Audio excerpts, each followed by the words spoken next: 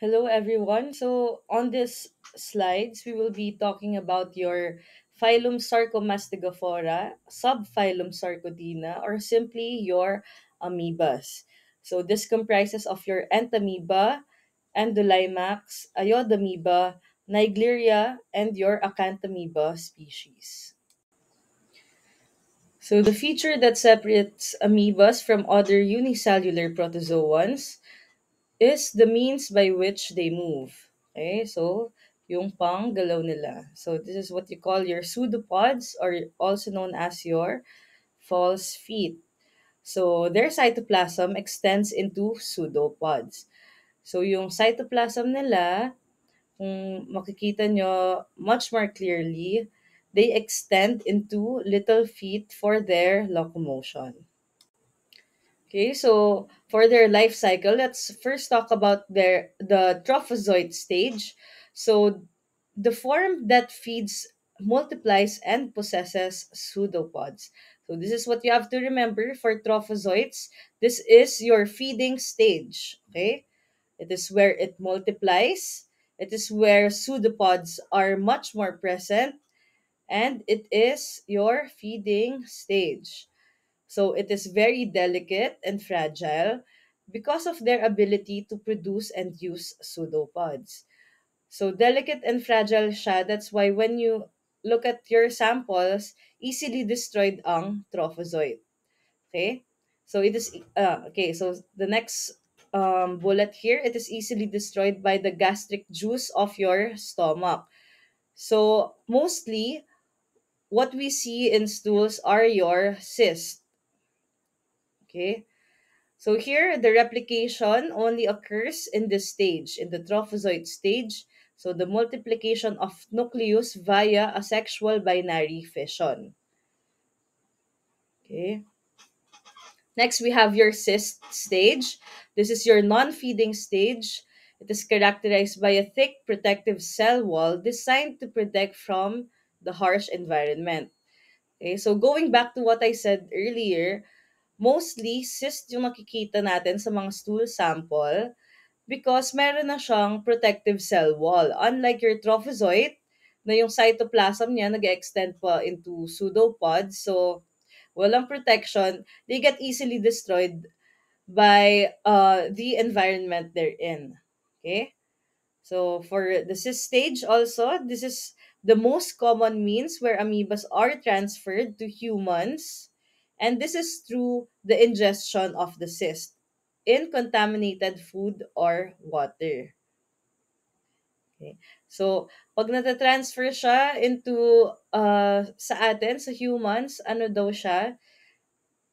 Ang infective stage niya ay yung cyst. Okay? So, the cyst, non-feeding stage, trophozoite, feeding stage. This table you have to remember. Okay, next slide. Excistation. This is the conversion of your cyst into the trophozoite form. Okay? It occurs in the ileocecal area of the intestine. Conversion of cyst into the trophozoite form that occurs in the ileocecal area. Excistation. Okay? So from cyst, magiging trophozoite. Next, we have your encystation naman. So when you say encystation, this is the conversion of your trophozoite into cyst. So it occurs also in the intestine where the environment becomes unacceptable for continued trophozoite multiplication. Okay? So pag hindi na kaya mag-multiply ng trophozoite mo, ang ginagawa niya, nagko-convert na siya into cyst. So it is triggered by amoeba overpopulation, pH change, food supply also, whether it is too much or too little. Then the cell wall allows the cyst to enter other outside environment through the passage and remain viable for long periods of time.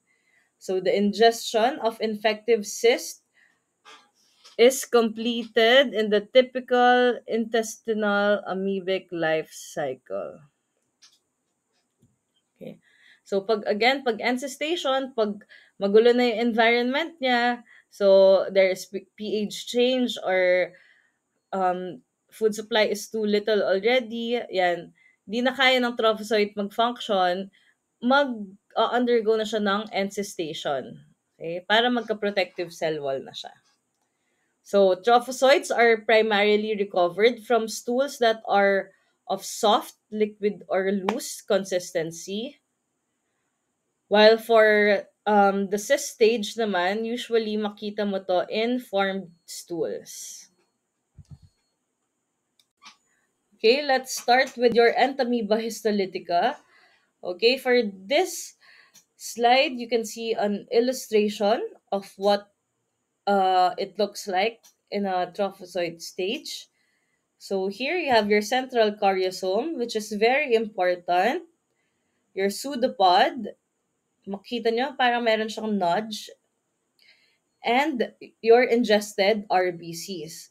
Okay? These are the three important factors that you need to look at for Entamoeba histolytica to prove na Entamoeba histolytica yan. Okay? So the red blood cells in the cytoplasm are considered diagnostic. Why? Because Entamoeba histolytica is the only intestinal amoeba to exhibit this characteristic. May RBC, yung cytoplasm niya, ibig sabihin, Entamoeba histolytica siya. Bakit? Dahil siya lang yung ganon na amoeba. So this is what it looks like under the microscope. Kita nyo, central karyosome. And yung nudge niya also, as you can see, no, nandyan siya. Okay? So, in here, pag typical Entamoeba histolytica, your karyosome is central. Ayan, nasa gitna. Okay? When you say a typical Entamoeba histolytica naman, it is eccentric, your karyosome. So, medyo nasa side siya. Okay? Main difference, nasa side, nasa gitna. Okay? So, although the karyosome and peripheral chromatin appearance may vary, most trophozoites maintain the more typical features described. Okay, let's now move on to your Entamoeba histolytica cyst stage. So, this is the illustration.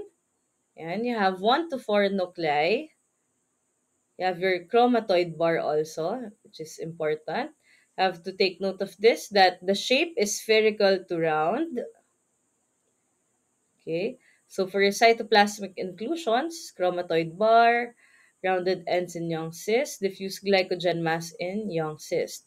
So, ano ba yung diffuse glycogen mass? Okay, so your diffuse glycogen mass, it represents stored food. Okay, so as it matures, nagdi-disappear yung glycogen mass na yun. Okay, here, what you have to remember is that when it is quadrinucleated or when it has 4 nuclei, that means this is a mature infective cyst. Okay? Entamoeba histolytica, 4 nuclei, that means it is a mature infective cyst. Okay? So, in here, under the microscope, this is what it looks like, Entamoeba histolytica cyst. So, you have to note here na, ayan, makita nyo isa lang yung nucleus niya. So, what does that mean? That means, hindi pa ito mature infective cyst. Okay? So, nuclear variations do occur, with the most common of these being eccentric rather than typical or yung central. Okay? So, a clump of peripheral chromatin at one side of the nucleus that appears crescent-shaped also. Ayan. Have to take note of that. Okay? Isang factor din yan that you can look at. So, the infective cysts are passed out into the environment in human feces and are resistant to a variety of physical conditions. Here's what you have to remember. The survival in feces contaminated environment is up to 1 month. So imagine, 1 month nang nandyan yung stool or 1 month na siyang, yan, tama, 1 month na yung stool, pero buhay pa rin itong infective cyst natin ng Entamoeba histolytica. Okay, next we have your Entamoeba coli. So let's start off with your trophozoite stage. So in here, size range daw niya is 12 to 55 micrometers. So obviously larger than your histolytica. So the number of nuclei, 1. Cytoplasmic inclusion, here's what you have to remember. Vacuoles containing bacteria are often visible. Okay? Ayan, ganyan siya. So nucleus is also easily recognizable for this species and for this stage. Ayan. So here, Entamoeba coli, this is what it looks like under the microscope. So very obvious ang kanyang nuclei. No? So mag-isa lang siya. Ayan, ganyan ang itsura niya. So in this figure, the one with the arrow, you can see na meron siyang prominent pseudopod. Okay? Ayan, ganyan siya. Ang itsura niya. Okay, let's move on to your cyst stage. So here, it is also round and spherical, ang shape ng cyst stage.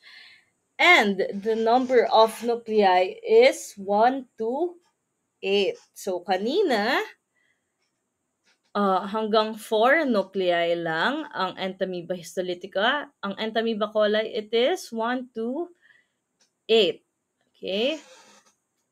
So, for your cytoplasmic inclusions, also, meron tayong diffuse glycogen mass. So, para saan daw yun? Pang store ng food. Okay, so, once it matures, nagdi-disappear also yung glycogen mass na yon. So, what you have to remember here, number of nucleus niya is 1 to 8. Okay, so for this slide, as you can see, no, under different stains, yan, sa microscope, this is what it looks like. Ayan, litaw na litaw yung mga nucleus.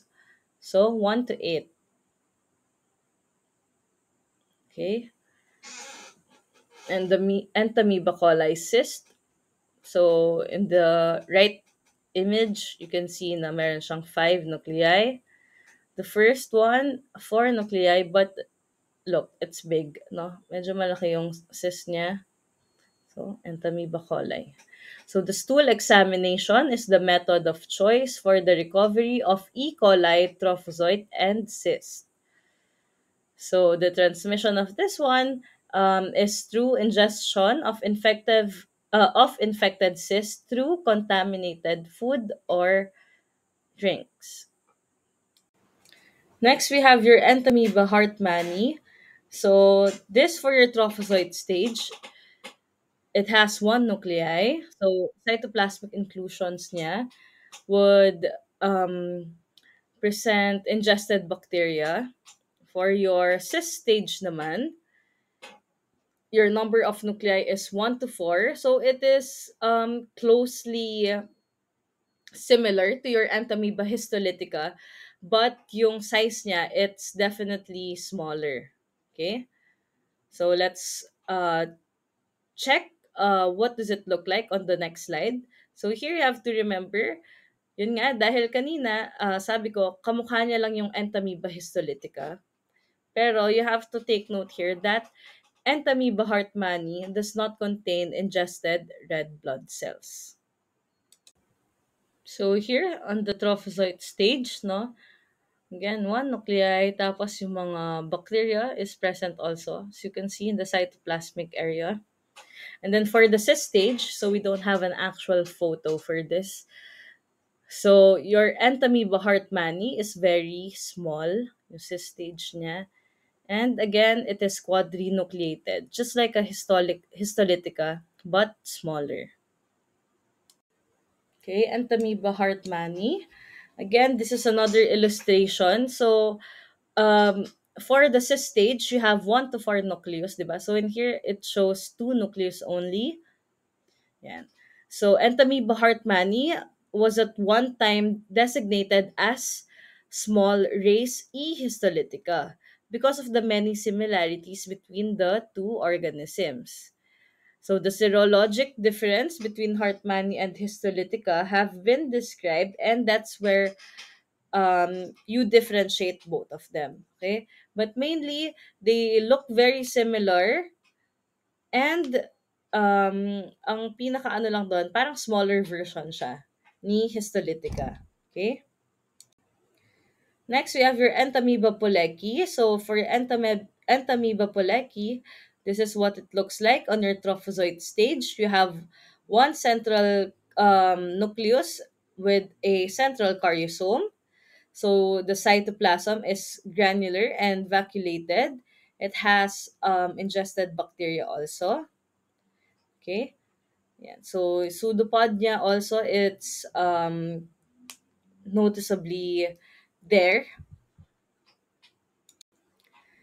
And then for your cis stage naman of your Entamoeba puleki, so the glycogen mass in yung cis also is there. Again, para sa tong glycogen mass na to, it is for the stored food when it goes encystation. Okay. Number of nuclei, one only. So, yung peripheral chromatin niya, it's fine and evenly distributed. Next, we have your Endolimax nana. So, for your Endolimax nana trophozoite, the size range is 5 to 12 micrometers. So, very, very small. Yung motility niya, sluggish, non-progressive. So, blunt pseudopods also. Number of nuclei is 1. And your karyosome is blot-like. Here, you have to take note, Endolimax nana, blot-like karyosome. Okay? So, peripheral chromatin, wala, absent. Cytoplasmic inclusion, there may be bacteria inside. Okay? Again, Endolimax nana trophozoite, it has a blot-like karyosome. Have to take note of this one, that it is non-pathogenic, or it is simply a commensal parasite. So on for its cis stage, what does it look like? So size range 4 to 12 micrometers, very very small again. So its shape is spherical or ovoid or ellipsoid. So kinda oval yung shape niya. Okay? Number of nuclei is 1 to 4, 4 being the most common that we see. Again, the karyosome is what? Blot-like. Take note, Endolimax nana, blot-like karyosome. Okay, so for your cytoplasmic inclusions, there are chromatin granules, nondescript small mass, and a diffuse glycogen mass in young cyst. So the most commonly seen form is the mature cyst that contains 4 nuclei. Remember, yung shape niya, it's ovoid. Next, we have your Iodamoeba buchli. Okay, it is sluggish and it is usually progressive. So this is for a trophozoite stage. The number of nuclei is just 1. So cytoplasmic inclusions, bacteria, yeast cells, and other debris. Again, this parasite is also non-pathogenic, or it is a commensal. So karyosome niya usually central for this. Yeah, central refractive achromatic granules may or may not be present. Some bacteria also, you can see. For the cis stage naman, so it has one nuclei only. The karyosome is large, eccentric, and achromatic granules may also be present, okay, inside. What you have to remember here is the large glycogen vacuole. Okay, the large glycogen vacuole. So the glycogen mass typically picks up the iodine stain and is thus characteristically recognizable. So it is important to point out that the glycogen mass remains unstained. So, ito talaga ang pinaka-distinctive factor niya for Iodamoeba butchley. Next, we have your Entamoeba gingivalis. So, this is another commensal parasite. It is non-pathogenic. Okay? So, it is 8 to 20 micrometers, 1 nuclei.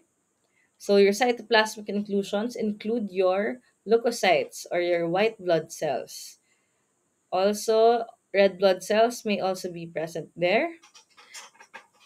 Okay? So, it has a central karyosome. Marami siyang inclusion sa cytoplasm niya. So, maraming laman. So, you have to take note that Entamoeba gingivalis is the only amoeba that ingests white blood cells. Okay, going back, ano yung only parasite or only amoeba that ingests red blood cells? It is your Entamoeba histolytica. Okay, for Entamoeba gingivalis, there is no known cyst stage.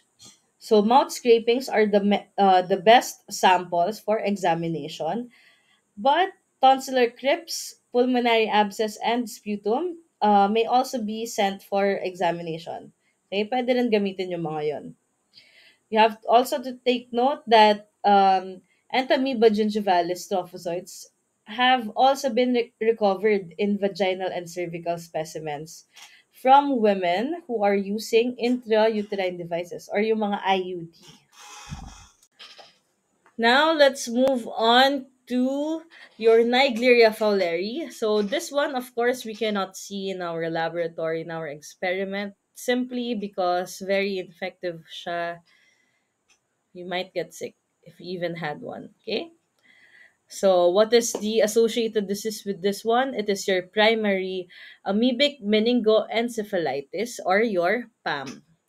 So in this illustration, you can see that it is in the trophozoite stage.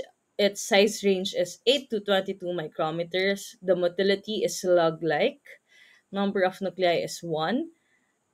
And there is a large and usually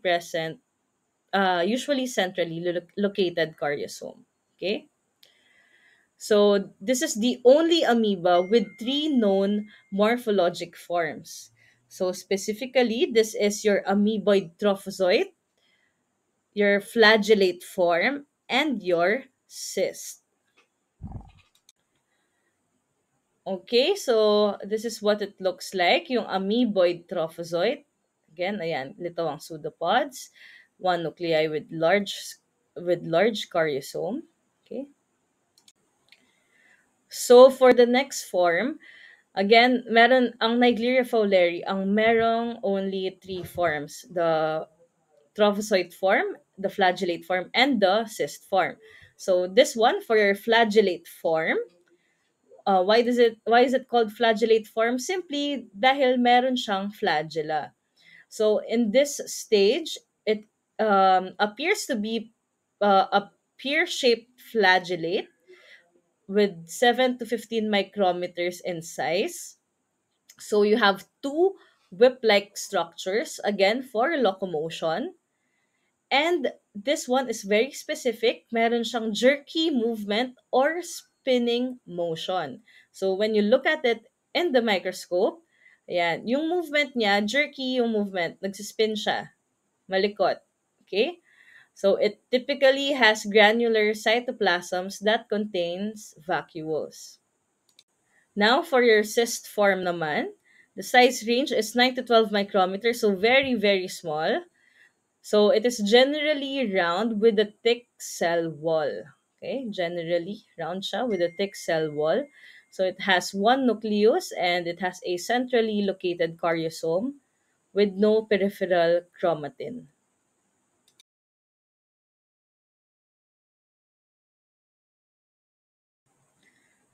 So let's talk about first the life cycle for your Naegleria fowleri.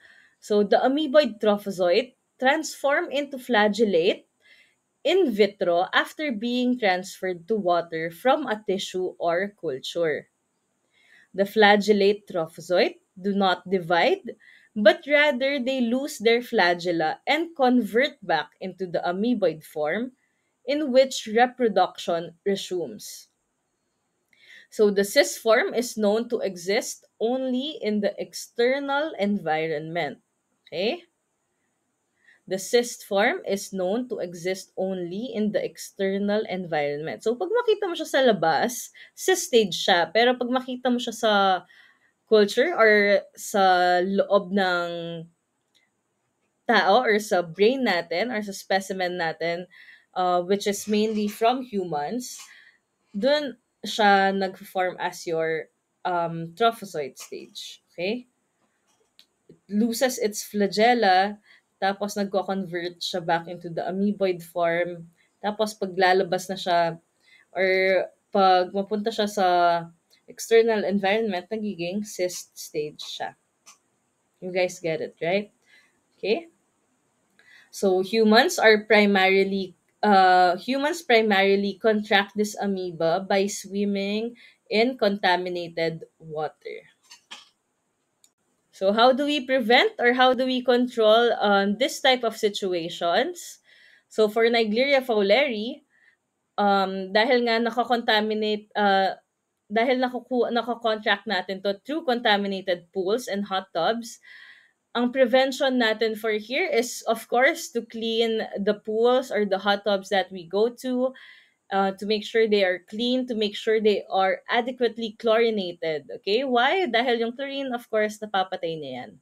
Okay? So when it's clean, it's very safe for us. Therefore, um, we prevent yung acquiring this infection. Okay? So what kind of test do we do for this amoeba? We can use PCR assay, monoclonal antibody testing, flow cytometry, and DNA hybridization. Okay, these are very technical procedures to conclude or to detect Naegleria fowleri. Now, for its clinical symptoms, again, ano ba ang associated disease for Naegleria fowleri? Ito yung primary amoebic meningoencephalitis or your PAM. So, for asymptomatic patients, um, nag-colonize ito sa nasal passages. Okay? For asymptomatic. Hanggang dun pa lang siya. But when you acquire or your primary amoebic meningoencephalitis, your trophozoites invade the brain. Okay? They invade the brain, therefore resulting into rapid tissue destruction. So in here, fever, headache, sore throat, nausea, vomiting, stiff neck, seizure, smell and taste alterations also. Yan. Parang COVID, di ba? Nagugulo yung smell and taste mo. And your Kernig sign. So these are all symptoms that you should look out for. Specifically yung Kernig sign. Ano ba ang ibig sabihin ng Kernig sign? So for Kernig sign, this is where your patient is unable to fully straighten legs when hip is flexed at 90 degrees. Or in short, meron siyang hamstring stiffness. Okay? So if untreated, patient would usually die 3 to 6 days after the onset of the symptoms. So post-mortem brain tissue sample may reveal trophozoite of Naegleria fowleri. So dun yun na lang malalaman. Okay? That's why very important na nagsiswim tayo sa malinis na water because of this kind of amoeba. Again, Naegleria fowleri, PAM, trophozoite would invade your brain, and your very important clinical symptom is your Kernig sign. Next, we have your Acanthamoeba species. So this is the common associated disease for this one is your GAE or your granulomatous amoebic encephalitis and your Acanthamoeba keratitis. Okay? So in here we have your trophozoite stage. It is usually 12 to 45 micrometers. It is sluggish. It has spine-like pseudopods. Yan, spine-like pseudopods. That's what you have to remember also. There is one nucleus and the choriosome is large. Walang peripheral chromatin. So under the microscope, this is what it looks like. Your Acanthamoeba trophozoite showing yung thorn-like acanthopedia or your thorn-like pseudopods. Ayan, nakita nyo? Ganyan yung itsura niya. And then one nucleus with a large choriosome. Okay? So spine-like pseudopods are known as acanthopodia, sorry. Okay? So they project outward from the base of the organism. Next, we have your cyst stage of your acanthamoeba. So the cyst is equipped with a double cell wall. The inner smooth cell wall is surrounded by an outer jagged cell wall. So para siyang egg. Okay? This appearance is a characteristic and aids in the acanthamoeba cyst identification. Okay? Tandaan, ang cyst stage ng acanthamoeba, meron siyang double cell wall, a smooth inner cell wall, and a jagged outer cell wall. Okay? Okay, now for Acanthamoeba species, so your laboratory diagnosis, what do we usually do? So mainly CSF ang specimen of choice natin. Brain tissue may also be examined. So why? Kasi ang Acanthamoeba nagpe-present ang clinical manifestation niya, GAE, 'di ba? And then corneal scrapings naman, bakit also? Because you also have acanthamoeba keratitis. So corneal scrapings can also be used for, again yon, yung infection of the eye. So these may be cultured on non-nutrient agar with gram-negative bacteria. So calcifluor white may also be used for histologic examination. Okay, this is what you have to take note of this, yung mga naka-asterisk dito. Kasi specific siya for your Acanthamoeba species. Okay? So indirect immunofluorescent antibody staining is the technique of choice for speciating Acanthamoeba species. Again, this is your technique of choice for speciating Acanthamoeba species. Well, for the specimen of choice naman, ano siya? Your CSF. Okay, don't be confused with this one. Now, next for your life cycle. So, aspiration or nasal inhalation, this is the mode of transmission.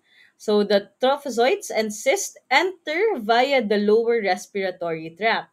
They migrate via hematogenous spread or simply they transport through the bloodstream and then eventually invade your central nervous system. So that is for your GAE, while for your amoebic keratitis naman, so there is direct invasion of parasite in the eye. So usually ito, you have to take note, usually this happens to contact lens wearers. Yan. Nagkaka-trauma kasi tayo dun sa cornea natin. Okay? Then, of course, yung parasite would be there. Ayan. Kaya kanina, ano yung specimen of choice? Ano yung specimen na pwede natin gamitin for acanthamoeba keratitis? Your corneal scrapings. Okay? So, the infection is not associated with water, but rather with contaminated saline or contaminated saline for your eyes. So, kanina, we talked about your PAM for Naegleria fowleri, while this one naman for Acanthamoeba, we have your GAE, your granulomatous amoebic encephalitis. So, let me read this one. So, it is a CNS infection. So, the symptoms of this condition would develop slowly over time. So, it includes headache, seizures, stiff neck, nausea, vomiting. So, granulomatous lesions of the brain are characteristic and may contain both acanthamoeba trophozoite and cyst. Okay? So occasionally, yung Acanthamoeba species natin, they invade other areas of the body, whether in kidney, pancreas, prostate, uterus, and form similar granulomatous lesions on these organs. So, paano siya napupunta doon? Again, kasi nagta-travel ito through your bloodstream, di ba? Ng body natin. Okay? So, for the next clinical manifestation naman, we have your Acanthamoeba keratitis. So, it is the infection of the cornea of the eye. Okay. So, symptoms would include your severe ocular pain and vision problems. So, the infected tissue of the cornea may contain Acanthamoeba trophozoite and cyst. Okay. So, perforation of the cornea may result as well as subsequent loss of vision. So in here, you have your different species for Acanthamoeba and where it is associated with.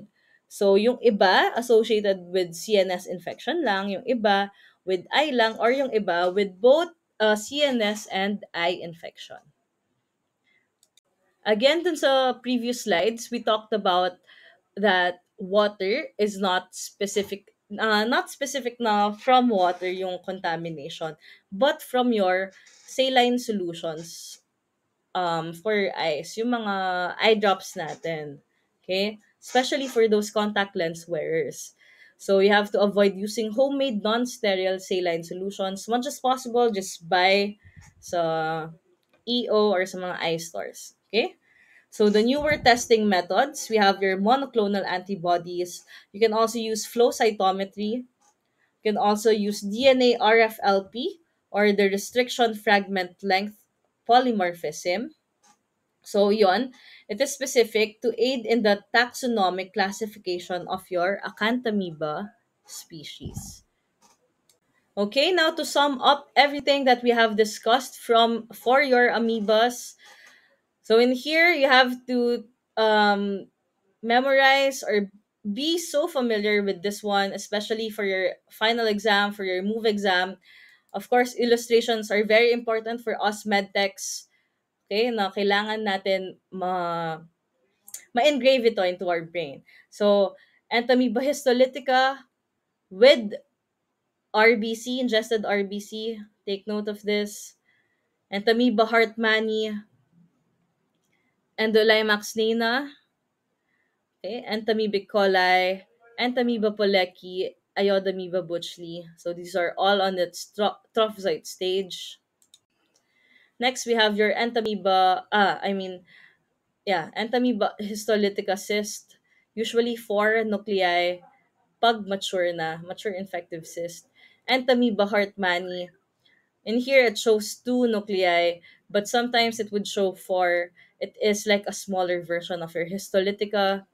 Endolimax nana, this is an ovoid shape. You have to take note also of the karyosome of this one. Entamoeba coli, usually 1 to 8 nuclei. Take note. Entamoeba pollecki, ayan yung what do you call this? Glycogen mass. Iodamoeba buchli also. This mass where it is unstained, that is very specific for this kind. You also have your Entamoeba gingivalis trophozoite. Entamoeba gingivalis is the only amoeba with white blood cell, where you can see white blood cell that has been ingested. Naegleria fowleri. So, pag Naegleria fowleri, ano kasi siya? We have three forms. Remember, you have your amoeboid trophozoite, your flagellate form, and your cyst form. So, take note of this one. So, this one, jerky movement, spinning movement, Naegleria fowleri, special on its flagellate form, naging pear-shaped siya, diba? Then, for your Acanthamoeba species, we have your thorn-like projections, okay? Then, your Acanthamoeba species cyst, para siyang fried egg, smooth inner cell wall, and then a jagged outer cell wall also. Okay? So, I hope you guys learned something. Try to review this. So, lahat dito na nasa slide, they are very important, especially what I discussed, yung mga important notes to take note of sa mga tables. Take note of only those that are very distinct for which amoeba para hindi rin kayo malito, para yun lang yung i-memorize ninyo. Hindi mag-overlap with other amoebas. Okay? I suggest you make a reviewer, make a table, yan, para easily identified tong mga to. Okay? Good luck, guys. Review well.